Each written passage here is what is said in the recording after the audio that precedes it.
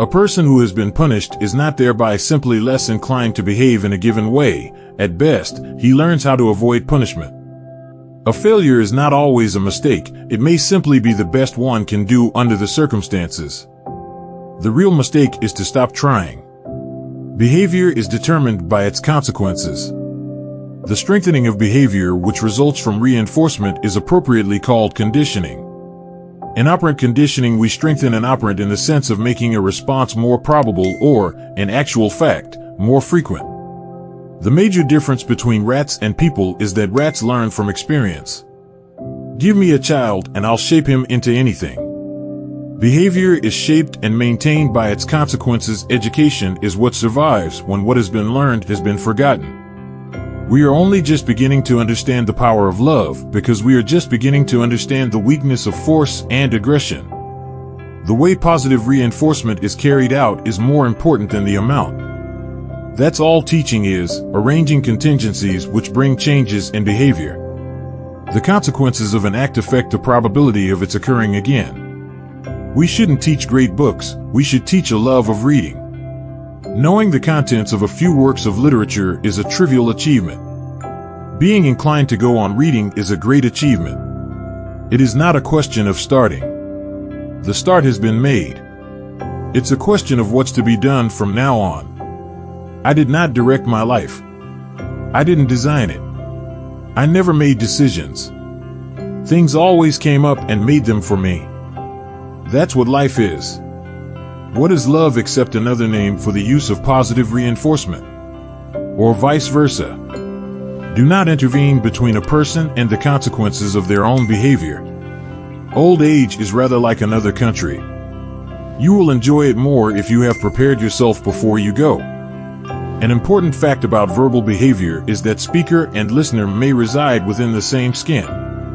If freedom is a requisite for human happiness, then all that's necessary is to provide the illusion of freedom. The simplest and most satisfactory view is that thought is simply behavior, verbal or nonverbal, covert or overt. It is not some mysterious process responsible for behavior, but the very behavior itself and all the complexity of its controlling relations. It is a mistake to suppose that the whole issue is how to free man. The issue is to improve the way in which he is controlled. Society attacks early, when the individual is helpless. Chaos breeds geniuses. It offers a man something to be a genius about.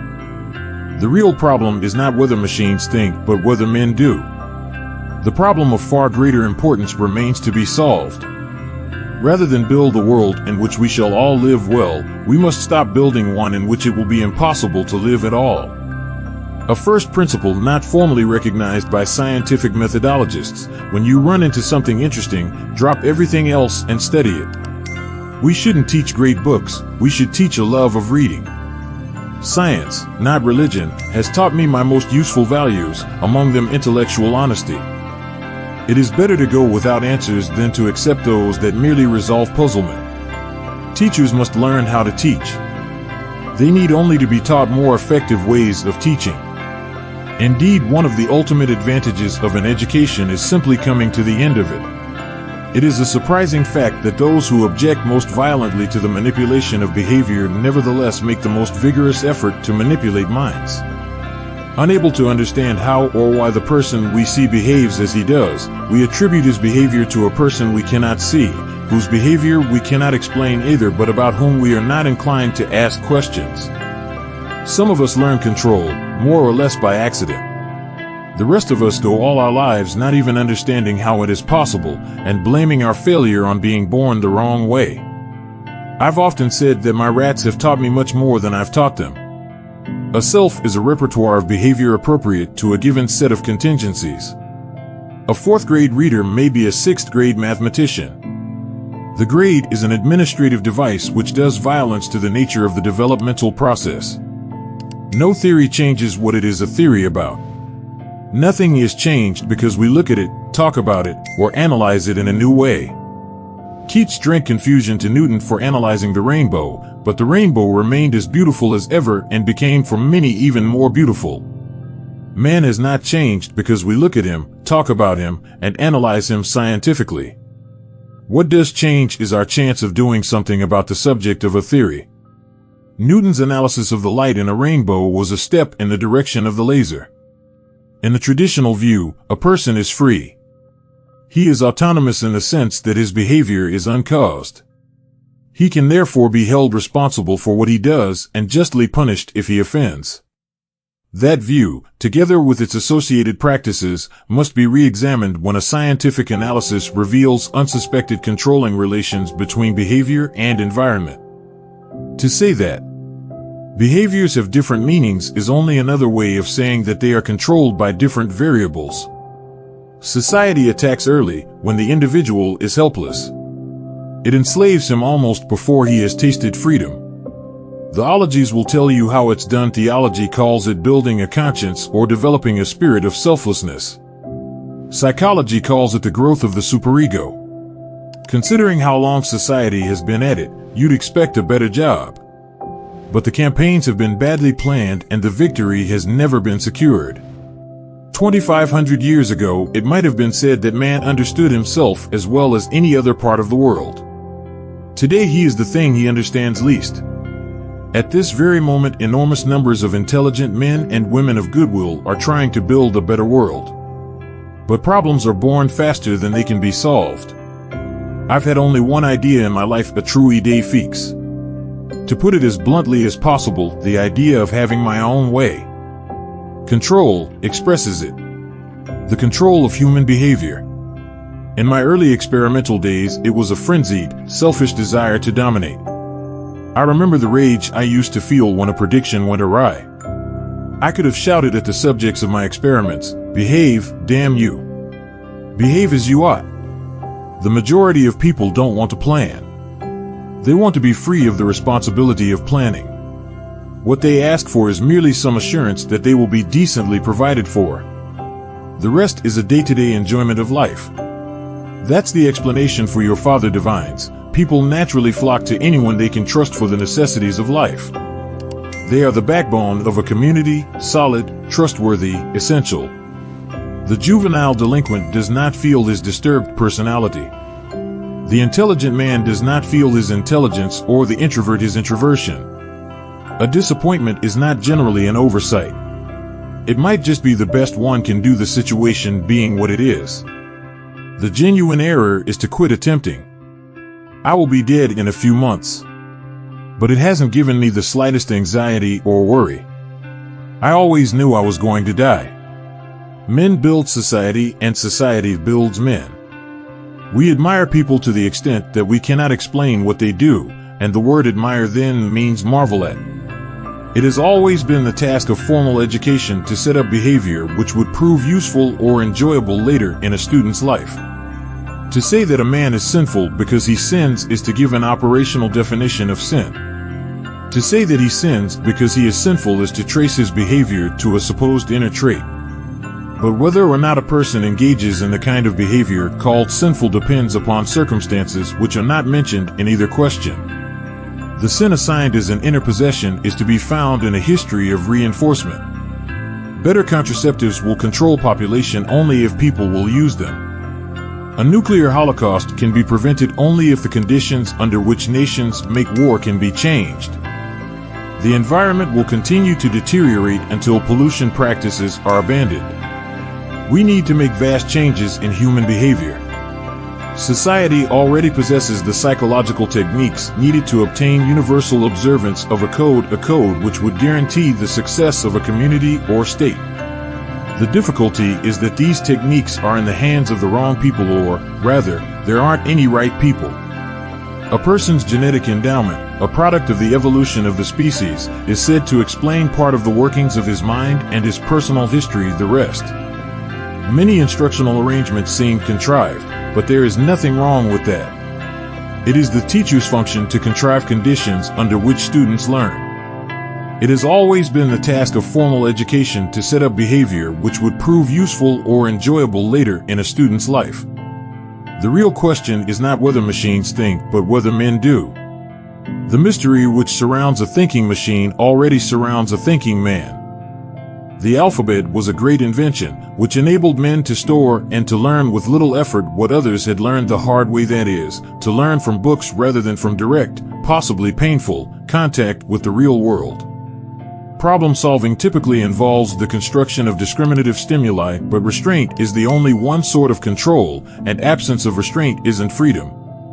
It's not control that's lacking when one feels free, but the objectionable control of force. In a world of complete economic equality, you get and keep the affections you deserve.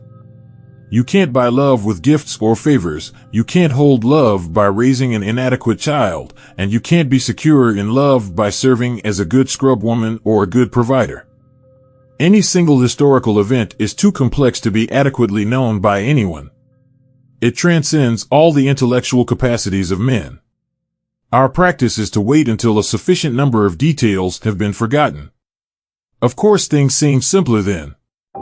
Our memories work that way. We retain the facts which are easiest to think about. I don't believe in God, so I'm not afraid of dying. In the world at large, we seldom vote for a principle or a given state of affairs. We vote for a man who pretends to believe in that principle or promises to achieve that state. We don't want a man, we want a condition of peace and plenty, or, it may be, war and want, but we must vote for a man. The severest trial of oppression is the constant outrage which one suffers at the thought of the oppressor. What Jesus discovered was how to avoid the inner devastations. His technique was to practice the opposite emotion. A man may not get his freedom or possessions back, but he's less miserable. It's a difficult lesson. Not everyone is willing to defend a position of not knowing. There is no virtue in ignorance for its own sake. We do not choose survival as a value, it chooses us.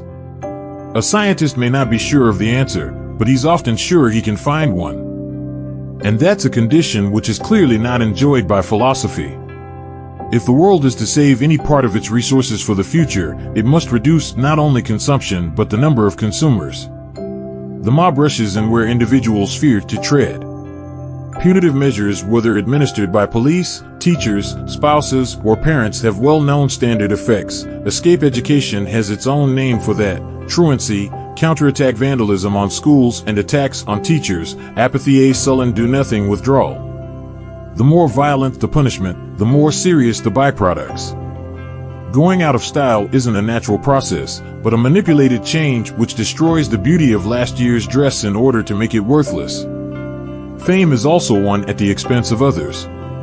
Even the well-deserved honors of the scientist or man of learning are unfair to many persons of equal achievements who get none. When one man gets a place in the sun, the others are put in a denser shade. From the point of view of the whole group, there's no gain whatsoever, and perhaps a loss. Does a poet create, originate, initiate the thing called a poem, or is his behavior merely the product of his genetic and environmental histories? Those who have had anything useful to say have said it far too often, and those who have had nothing to say have been no more reticent.